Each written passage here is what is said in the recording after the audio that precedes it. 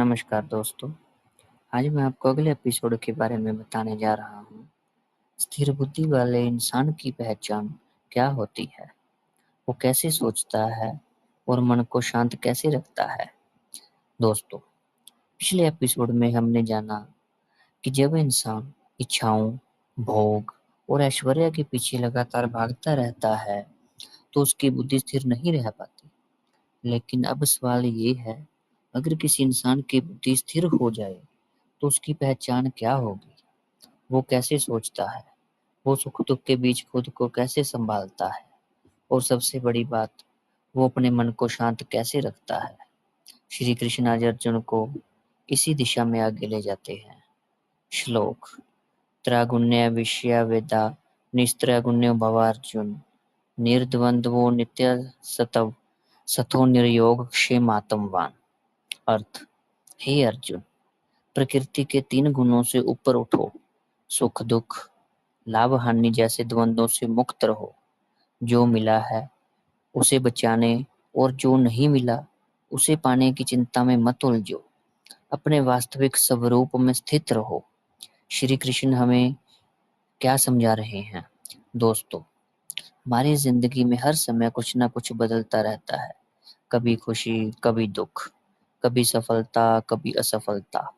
कभी मन बहुत उत्साहित होता है, तो कभी बिल्कुल निराश। लेकिन स्थिर बुद्धि वाला इंसान हर भावना के साथ बहता नहीं है।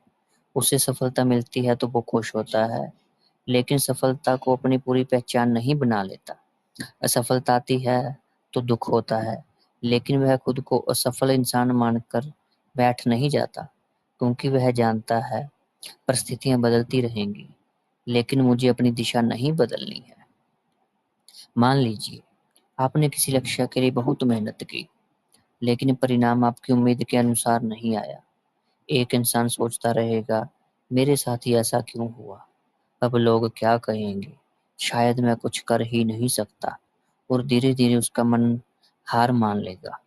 लेकिन स्थिर बुद्धि वाला इंसान खुद से पूछेगा, मैंने अपनी तरफ से क्या किया? अगर उसने पूरी ईमानदारी से मेहनत की है, तो वह अपनी गलती से सीखेगा और फिर आगे बढ़ जाएगा। वह परिस्थिति से सीखता है, लेकिन परिस्थिति को अपने ऊपर हावी नहीं होने देता। यही स्थिर बुद्धि की शुरुआत है। अब एक और श्लोक के द्वारा समझिए। यावानर्थोत्पाने सर्वथा संप्लुतोदके तावानस्यावेर्षु वेदेषु ब्राह्मण्यस्य विजानता। अर्थ: जैसे चारों ओर पानी से भरे विशाल जलाशय के सामने छोटे कुएं का महत्व सीमित हो जाता है, वैसे ही जिस इंसान को जीवन के वास्तविक सत्य का ज्ञान हो जाता है, उसके लिए बाहरी चीजों का महत्व कम हो जाता है। श्री कृष्ण हमें बता रहे हैं कि जब इंसान को जीवन की वास्तविक समझ होने लगती है, तो वह अपनी पूरी खुशी बाहरी चीजों में ढूंढना बंद कर देता है। पहले कोई उसकी तारीफ करता था, तो वह बहुत खुश हो जाता था। कोई आलोचना करता था, तो पूरा दिन खराब हो जाता था।